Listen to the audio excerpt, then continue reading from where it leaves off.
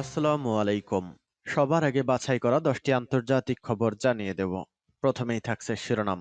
তবে তার আগে অনুরোধ থাকবে ভিডিওটিতে একটি লাইক দিবেন।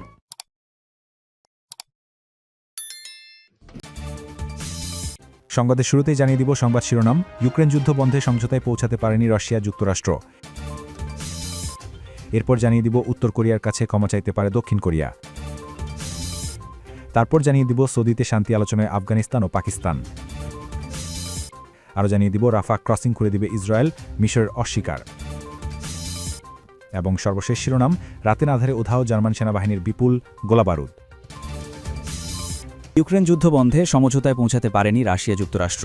মঙ্গলবার রাশিয়ার প্রেসিডেন্ট ভ্লাদিমির পুতিন, মার্কিন বিশেষ দূত স্টিভ উইটকফ এবং মার্কিন প্রেসিডেন্ট ডোনাল্ড ট্রাম্পের জামাতা জ্যারেড কুশনারের বৈঠক শেষে একথা জানান বৈঠকে উপস্থিত ক্রেমলিনের শীর্ষ উপদেষ্টা ইউরি উশাকভ। বার্তা সংস্থা রয়টার্স এক প্রতিবেদনে এসব তথ্য জানিয়েছে। প্রতিবেদন বলছে, প্রায় 5 ঘণ্টা ধরে চলা বৈঠক শেষ হয় মধ্যরাতের পর।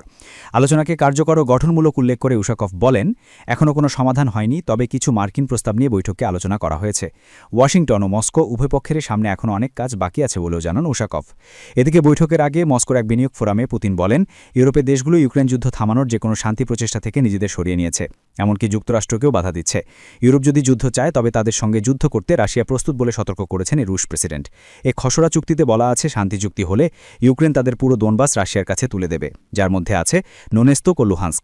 এই দুটি অঞ্চল রক্ষায় হাজার হাজার ইউক্রেনীয় রক্ত ঝরেছে, হাজার হাজার সেনা প্রাণ দিয়েছেন। তাই ইউক্রেন তাদের ভূখণ্ড ছাড়তে রাজি হচ্ছে না। অপরদিকে রাশিয়াও বলেছে তারা এসব অঞ্চল ছাড়া কোনো চুক্তি করবে না। পুতিন হুমকি দিয়ে বলেছেন, ইউক্রেন যদি আলোচনার মাধ্যমে ভূখণ্ড তুলে দেয় তাহলে ভালো, নয়তো শক্তি প্রয়োগ করে দনবাস নিজেদের নিয়ন্ত্রণে নেবেন তারা। উত্তর কোরিয়ার কাছে ক্ষমা চাইতে পারে দক্ষিণ কোরিয়া। ক্ষমতা টিকে থাকতে উত্তর কোরিয়াকে যুদ্ধ করতে উস্কানি দিয়েছিলেন দক্ষিণ কোরিয়ার সাবেক প্রেসিডেন্ট ইউন সুক ইয়োল। ওই ঘটনা আদালতে প্রমাণ হওয়ার পর কিম জং উনের দেশের কাছে ক্ষমা চাইতে পারে সিউল। বুধবার 3 ডিসেম্বর সিউলে এক সংবাদ সম্মেলনে দক্ষিণ কোরিয়ার বর্তমান প্রেসিডেন্ট লি জে মিয়ং একথা জানিয়েছেন। পূর্বসূরি ইউন সুকের সময় সীমান্তে উস্কানিমূলক কার্যক্রমের জন্য পিয়ংইয়াংয়ের কাছে ক্ষমা চাইতে পারেন বলে জানান প্রেসিডেন্ট মিয়ং। দক্ষিণ কোরিয়ার প্রেসিডেন্ট বলেন, আমার মনে হয় ক্ষমা চাওয়া উচিত, কিন্তু উচ্চস্বরে বললে তা রাজনৈতিক বিরোধ বা উত্তরপন্থী তকমা লাগানোর হাতিয়ার হিসেবে ব্যবহৃত হতে পারে। এ কারণেই দ্বিধায় আছি। সৌদিতে শান্তি আলোচনায় আফগানিস্তান ও পাকিস্তান। সৌদি আরবে নতুন করে শান্তি আলোচনায় বসেছে এশিয়ার প্রতিবেশী দুই আফগানিস্তান ও পাকিস্তান। দুই দেশই যুদ্ধবিরতি বজায় রাখতে সম্মত হয়েছে। অক্টোবরে মারাত্মক সীমান্ত সংঘর্ষের পর কাতার ও তুরস্কের আয়োজনে আফগানিস্তান ও পাকিস্তান শান্তি আলোচনায় বসেছিল। দক্ষিণ এশীয় দুই সামরিক বাহিনীর মধ্যে সাম্প্রতিক সপ্তাহগুলোতে একটি যুদ্ধবিরতি অনুষ্ঠিত হয়েছে, যদিও উভয় পক্ষ শান্তি চুক্তিতে পৌঁছাতে ব্যর্থ হয়েছে। 3 জন আফগান এবং 2 জন পাকিস্তানি কর্মকর্তা জানিয়েছেন, সৌদি আরবে নতুন আলোচনা অনুষ্ঠিত হয়েছে। উভয় পক্ষই যুদ্ধবিরতি বজায় রাখার বিষয়ে একমত হয়েছে। পাকিস্তানের পররাষ্ট্র দপ্তর তার সেনাবাহিনী ও আফগান তালেবানের একজন জ্যেষ্ঠ কর্মকর্তা বলেছেন, সৌদি উদ্যোগের পর আলোচনাটি হয়েছে। ইতিবাচক ফলাফল দেখার জন্য আমরা আলো বৈঠকের জন্য উন্মুক্ত। পাকিস্তানি কর্মকর্তারা জানিয়েছেন, সামরিক ব্যক্তি, গোয়েন্দা সংস্থা এবং পররাষ্ট্র দপ্তরের লোকজন আলোচনায় ইসলামাবাদের প্রতিনিধিত্ব করেছিলেন। রাফা ক্রসিং খুলে দেবে ইসরায়েল, মিশরের অস্বীকার। গাজা উপত্যকার রাফা এলাকায় অবস্থানরত ফিলিস্তিনিদের দেশ ছেড়ে যাওয়ার সুযোগ দিতে রাফা সীমান্ত খুলে দিতে চায় ইসরায়েল। দখলদার দেশটির সামরিক দফতর কোগাজ জানিয়েছে, মিশরের সঙ্গে সমন্বয় করেই তারা এই সিদ্ধান্ত নিচ্ছে। খবর বিবিসির। তবে এমন দাবিকে সম্পূর্ণ ভিত্তিহীন এবং একতরফা বলছে মিশর। রাফা সীমান্ত খোলা নিয়ে ইসরায়েলের সঙ্গে কোনো কথাই হয়নি বলে জানিয়েছে ফিলিস্তিনের প্রতিবেশী দেশটি। তবে মিশরের পক্ষ থেকে বলা হয়েছে, যুদ্ধবিরতির চুক্তি মেনে সীমান্ত খোলা হলে তারা সাড়া দেবে। ইসরায়েলের সামরিক দফতর কোগাজ জানায়, নিরাপত্তা অনুমোদনের পর এবং ইউরোপীয় ইউনিয়নের তদারকির পর তারা মিশরের সঙ্গে কথা বলেছে। এরপর তারা গাজাবাসীদের বেরিয়ে যেতে এই প্রস্থান প্রক্রিয়া পরিচালিত করবে। ইসরায়েলের দাবি, জানুয়ারির যুদ্ধবিরতির সময় যে ব্যবস্থায় ক্রসিং খোলা হয়েছিল, এবারও সেই ব্যবস্থাই অনুসরণ করা হবে। একজন ইসরায়েলি নিরাপত্তা কর্মকর্তা বলেন, এটি ফিলিস্তিনের স্বাধীনতাকামী সংগঠন হামাসের সঙ্গে চলমান যুদ্ধবিরতির প্রতি ইসরায়েলের সমর্থনের প্রতিফলন। 7 সপ্তাহ ধরে এই যুদ্ধবিরতি কার্যকর রয়েছে। তবে বিষয়টি পুরোপুরি অস্বীকার করেছে মিশর। দেশটির স্টেট ইনফরমেশন সার্ভিস জানায়, যদি ক্রসিং খোলার বিষয়ে কোনো সমঝোতা হয় তবে তা হবে দুই দিকেই চলাচলের জন্য। সেটি হবে মার্কিন প্রেসিডেন্ট ডোনাল্ড ট্রাম্পের গাজা শান্তি পরিকল্পনার ভিত্তিতে।